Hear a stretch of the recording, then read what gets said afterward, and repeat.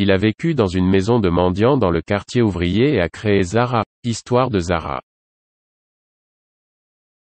Dans cette success story, nous allons partager la biographie d'Amancio Ortega Gaona, un entrepreneur de mode espagnol et cofondateur des Industria de Diseño Textil, SA, qui comprend des chaînes de prêt-à-porter telles que Zara, Pull Esperluet Beer, Massimo Dutti, Bershka, Stradivarius, Oysho et Uterqüe. Amancio Ortega Gaona est né le 28 mars 1936 à Bezdongo de Arbas, un petit village de moins de 100 habitants situé dans la région du nord de l'Espagne, Léon. Il était le plus jeune de 4 autres enfants. Étant extrêmement pauvre, la famille Ortega a rapidement déménagé à La Corogne, en Galice, en Espagne, survivant grâce au travail du père d'Amancio à la gare locale. Il vivait dans une maison de misère au quartier des Cheminots. Sa mère était employée comme femme de ménage. Amancio l'a entendu plaider pour un crédit dans les magasins locaux, incapable de se permettre des articles essentiels, ce qui l'a obligé à quitter l'école et à commencer à travailler à l'âge de 14 ans. Le premier emploi d'Amancio Ortega était comme vendeur dans un local. Entreprise appelée Gala, où il a appris à faire des vêtements à la main. Figé dans le temps, Gala, un fabricant de chemises conventionnelles, est toujours actif et ouvert dans l'un des coins du centre-ville de La Corogne. Vendant des chemises, des casquettes et des cardigans traditionnels, José Martinez, qui a hérité de l'entreprise Gala de son père, a récemment rapporté que les visiteurs n'achètent jamais, il pose simplement des questions sur son ami de jeunesse, Amancio. Travaillant dur pendant son adolescence, Amancio Ortega aimait faire du vélo dans la ville chaque fois qu'il avait du temps libre. Sa brillante idée d'entreprise aurait pu venir au cours d'un de ses manèges, et Ortega s'est rendu compte que pour gagner beaucoup d'argent, il fallait donner aux clients ce qu'ils voulaient. À l'âge de 16 ans, Amancio Ortega réfléchissait à la façon de comprendre les désirs des clients potentiels et, ce qui est encore plus important, de répondre à cette demande. Dans les années 1950, une communauté autonome d'Espagne, la Galice, était un endroit parfait pour son plan d'affaires, de mauvaises alternatives d'emploi en combinaison avec de nombreuses femmes célibataires qui savaient assez bien coudre. Ortega a commencé à organiser les femmes en coopératives de couture. La gamme de produits comprenait lingerie, vêtements de bébé et chemises de nuit. D'anciens employés des coopératives de couture gérées par Ortega ont partagé avec les médias à quel point les dames de Galice étaient ravies d'obtenir ce travail dans d'excellentes conditions et à quel point elles étaient ravies de voir leur patron être très proche des travailleurs. Aventuré dans la vente au détail de vêtements depuis son plus jeune âge, Amancio Ortega Gaona a lancé sa propre entreprise, Confección Goa, en 1963. Après avoir formé des coopératives de couture réussies avec la main-d'œuvre locale à faible coût, Ortega offrait des délais de production rapides de vêtements. Plusieurs usines étant acquises en Espagne, Amancio Ortega a ouvert sa première vitrine dans le centre-ville de La Corogne, appelée Zorba, en 1975. Nommé d'après Ortega et le film préféré de sa première femme, le magasin a rapidement changé le nom de Zorba en Zara. La raison en était une plainte du propriétaire d'un bar situé à proximité et appelé Zorba. Le bar Zorba est resté local, mais les magasins Zara se sont étendus à plusieurs villes espagnoles au début des années 1980. En 1988, après la formation du groupe Inditex, Ortega a ouvert le premier magasin Zara au Portugal, où il a trouvé la main-d'œuvre encore moins chère qu'en Espagne. En 1989, le magasin Zara a ouvert ses portes aux États-Unis et il a été introduit à Londres en 1998. La poursuite de l'expansion internationale de Zara s'est accompagnée du développement du portefeuille de vente au détail des Inditex, Pull Esperluet Beer et Massimo Dutti, Stradivarius, Bershka, Oysho, Uterqüe. En 2000, les marques Inditex étaient distribuées sur plus de 30 marchés internationaux. Le succès commercial d'Amancio Ortega est étroitement lié au modèle commercial unique du détaillant de mode rapide. Les deux idées clés de ce modèle économique sont de donner aux clients ce qu'ils veulent le plus rapidement possible. Par exemple, Zara est connu pour ses 12 000 nouveaux designs développés et distribués chaque année, la vitesse étant la force motrice du détaillant. De plus, Zara renouvelle ses stocks de vêtements 2 fois par semaine.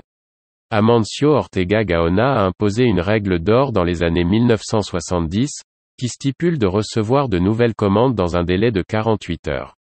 C'est pourquoi, les usines Zara ressemblent à une machine bien huilée, où des centaines de designers et d'analystes commerciaux coopèrent dans un open space, organisé autour de ces 2 principes, à savoir la rapidité de livraison et une approche orientée client. Les concepteurs créent généralement 3 modèles par jour et les analystes, en collaboration avec les modélistes, choisissent un élément de chaque ensemble. Les experts commerciaux possèdent généralement une expertise régionale, étant issus d'horizons variés. Ces experts appliquent les rapports des responsables locaux pour compiler des collections appropriées d'habitudes clients. Chaque employé de Zara est formé pour garder un œil sur les styles, les demandes et les tendances de vente des clients. Ces 2 règles de base pour donner aux clients ce qu'ils veulent et livrer les commandes à la vitesse de l'autoroute, ont aidé Amancio Ortega à construire l'empire de la mode. La société Inditex est devenue un détaillant mondial de mode rapide avec ses 137 054 professionnels employés dans 6 683 magasins et installations, actuellement situés dans 88 pays, le chiffre d'affaires annuel s'élevant à plus de 18,1 milliards d'euros au 31 janvier 2015. L'empire de la mode rapide aurait été impossible à construire à moins que Ortega n'ait déchiré le modèle commercial traditionnel de la haute couture pour le remplacer par le sien unique, affiné au fil des décennies. Cependant, ces horaires brutaux, que l'industrie de la mode n'a jamais tenté de respecter, ne sont pas toujours sans faille. Des pannes surviennent de temps en temps, étant retirées des magasins dès qu'elles sont détectées. Un tel incident s'est produit sur Manhattan Avenue, où les vestes blanches de Zara n'ont pas été fidèlement accueillies par la clientèle. Dès que les vendeurs ont découvert que la dernière couleur crème préférée, les blancs ont été retirés et le modèle a été réédité dans des tons crème, ce qui a été un succès. Pour sauver ses clientes de jumelles mode habillées à l'identique, Zara ne reproduit jamais ses tubes. La marque modifie simplement et propose des versions variées. Les clients fidèles d'Inditex connaissent également les meilleurs jours pour acheter des articles des nouvelles collections. Pour Zara, le jour des livraisons de vêtements neufs est le dimanche et le jeudi, tandis que les chaussures viennent le mardi et le vendredi. Chez Stradivarius et Massimo Dutti, les nouveaux vêtements arrivent les mardis et jeudis. Tous les mardis et vendredis travaillent pour Bershka et Pull Esperluette Beer. Séduits par les collections à la pointe de la technologie, méticuleusement coupées et taillées dans des pays à forte tradition de couture, les clients célèbres de Zara sont la reine Laetitia d'Espagne, la duchesse de Cambridge, Michelle Obama. En 30 ans depuis la création d'Inditex, Amancio Ortega est devenu un magnat de la mode rapide. Selon Forbes, la valeur nette totale d'Amancio Ortega est estimée à 73,5 milliards de dollars au 20 décembre 2015. Il connaît un tel succès en raison de ses traits de personnalité distinctifs, notamment la flexibilité de l'esprit, le travail acharné et une profonde confiance en soi. La flexibilité d'esprit d'Amancio Ortega a été prouvée par son entreprise pionnière de vêtements de mode rapide. Les idées progressistes d'Ortega ont permis de répondre rapidement à la demande des consommateurs, en développant des vêtements de mode prêt-à-porter.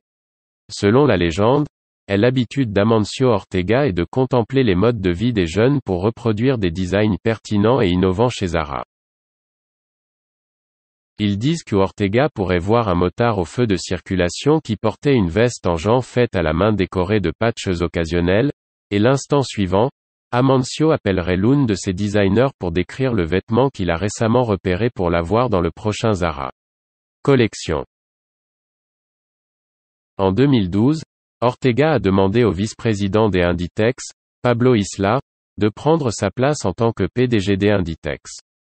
Cependant, à l'âge de 79 ans, Amancio Ortega se rend quotidiennement au siège, à 16 km de chez lui, ne montrant aucun signe d'être moins intéressé par la poursuite de l'expansion internationale de ses marques.